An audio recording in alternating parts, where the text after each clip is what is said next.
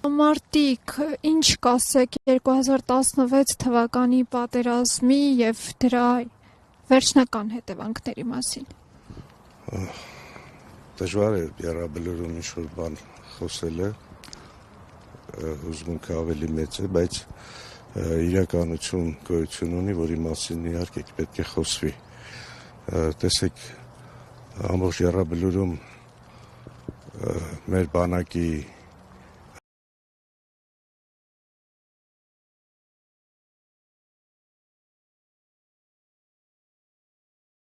Սուրիայի քառօրյա պատերազմում ադրբեջանցին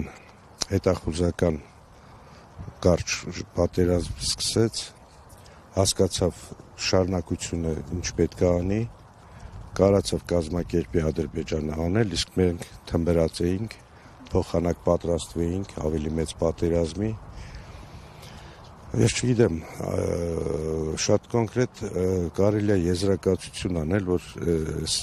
աղետի պատճառը Արցախի կորուստը, այսքան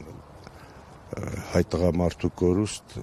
ամբողջ մեղքը քաղաքական իշխանություններին է եւ 16 թվականից եւ մինչեւ առայսօր։ Պարտվել է քաղաքականությունը, Հայաստանի վերնախավը։ Իսկ բանակը կամավորը, ժողովուրդը բոլոր ժամանակներում միշտ հաղթել են։ Երևի այսքանը փառք ու պատիվ մեր ընկած տղաներին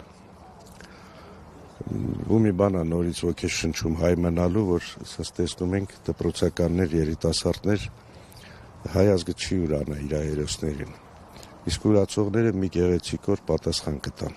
դավաճանության։ Իրանք ավելի շատ ոչ թե դավաճան են, այլ թշնամի են։ Շատ կոնկրետ թշնամի են հայ ժողովրդի, հայ պետականության առաջ պետք է կանգնեն դատաստանի։ Շնորհակալ եմ, պարոն Աթևոսյան։